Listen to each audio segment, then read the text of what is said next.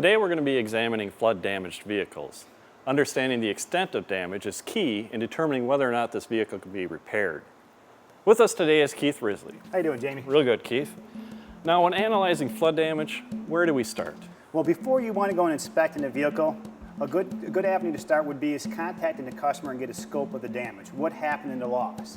Did the vehicle get submerged? Did it get driven into the loss? One way to do it is to contact the insurance company and find out the loss report and find out what happened. What did the customer report in this loss? So after you contact the customer and contact the insurance company, we've got some verbal indicators of what happened in the loss. Okay, so we've contacted the customer and the insurance company. What will we do next?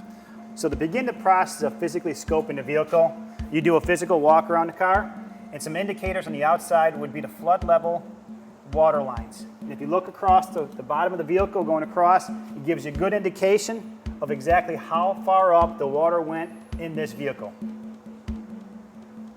Now, Jamie, as we pointed out the flood level water line right here, we're going to open up this rear door to see exactly how much water went in and if there's any indication that water penetrated the interior. Okay.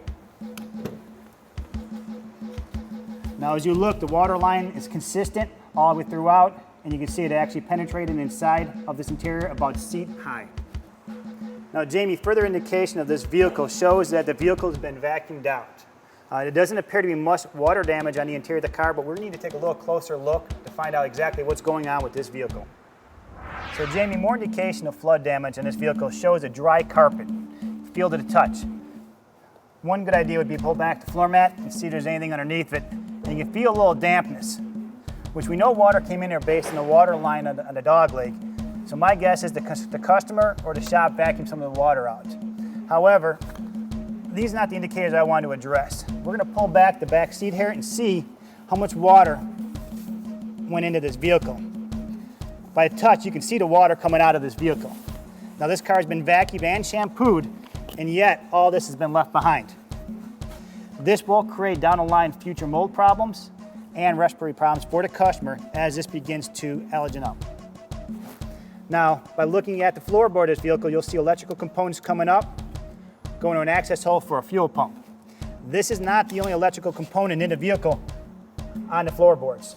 Both under the driver's seat and the passenger seat, you have electronic components that are sealed but have electrical connectors that are exposed to the water as well, which will create future problems. As we further address the interior of this vehicle, you will see the seatbelt buckles in this vehicle have definitely been absorbed by the flood damage in this, and these will need to be replaced as well. So when you pulled up the seat and examined the backside and you compressed it, I saw a lot of water coming out of it. Can you dry that? Based on the extent of this damage here, most cushions can be air dried out, they can be vacuum sucked out. There's a lot of different methods you can do to repair these cushions. There's no reason to replace them. And I noticed the carpeting, when you lifted up the mat, was still a little wet underneath. Is there processes that you use also to dry that as well? Well, there's two layers of material there. You have the carpet and you have a jute. The jute is more of a pad that most people refer to. The carpet itself can be cleaned out and shampooed if it is repairable. The jute you will need to replace. Let me show you an example of that. As we remove the seat here, Jamie, we're going to have access to the carpet. Okay. I'm going to show you an example of what I'm speaking about here. Here you have two layers of material. The outer layer being your carpet, the inner layer being your pad or your jute. This is the area that will need to be replaced. Okay. Now, Keith, I'm seeing a little rust on the seat tracks. Is there anything about the seats that we need to be concerned about? Well, we know the water reached at least the rear seat height, which tells me the water went up at least the front seat height as well. And inside that seat, you have airbag components, you have mechanical components for the electric seats, you also have electrical components underneath that seat, and you have the mechanical tracks that all need to be addressed. There's a lot of things in that front seat that we need to address prior to going even further in this vehicle. Okay, so it looks like we have the interior of the vehicle pretty much covered. What would be next in the process? Well, let's see if this vehicle was driven into water and the extent of damage there under the hood. Okay.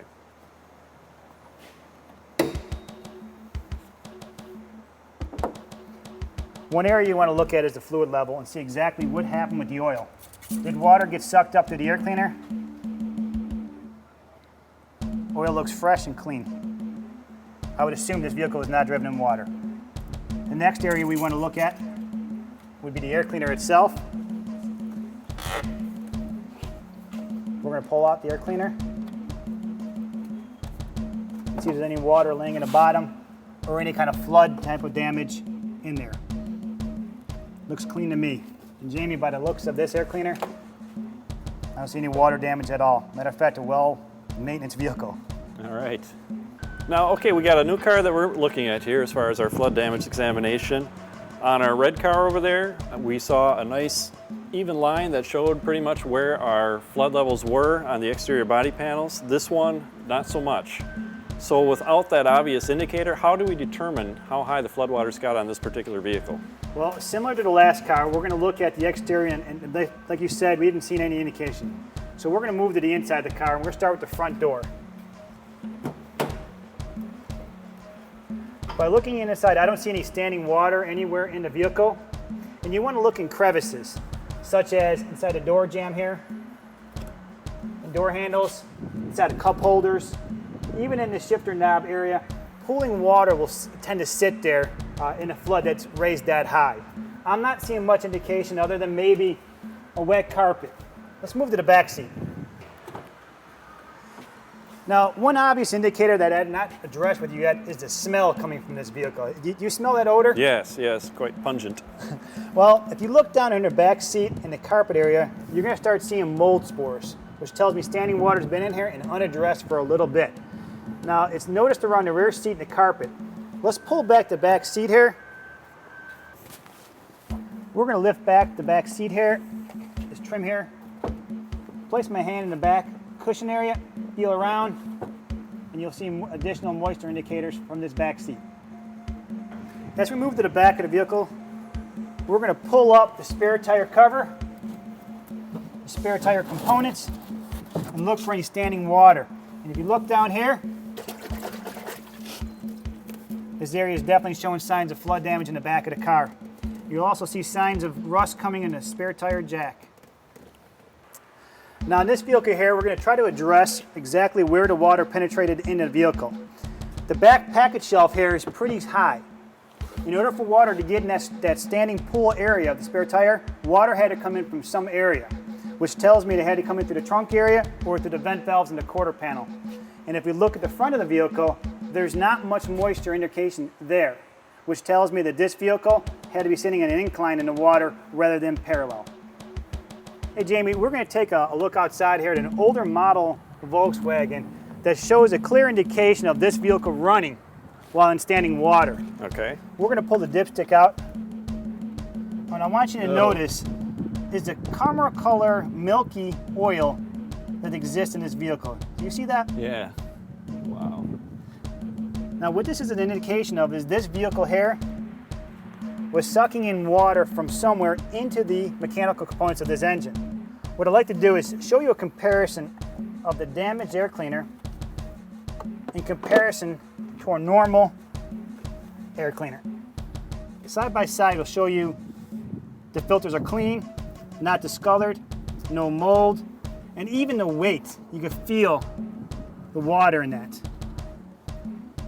Now, as I pull a dipstick out again, you're going to do a side-by-side comparison of a clean dipstick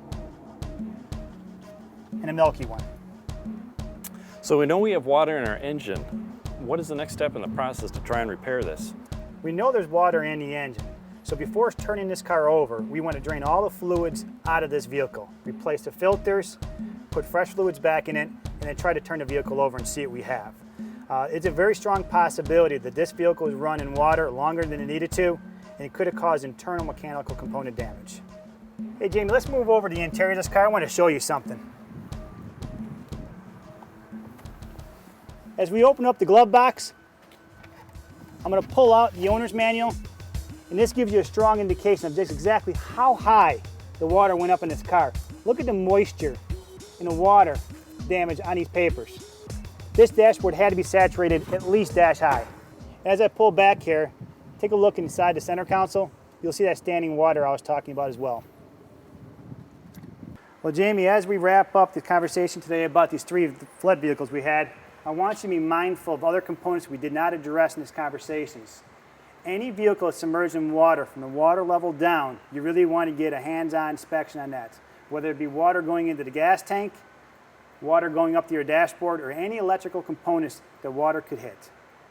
All right, well, thank you very much, Keith, for all your valuable insight into how to analyze these flood damaged cars. We greatly appreciate it. Thank you very No problem. much. Thanks, Jamie.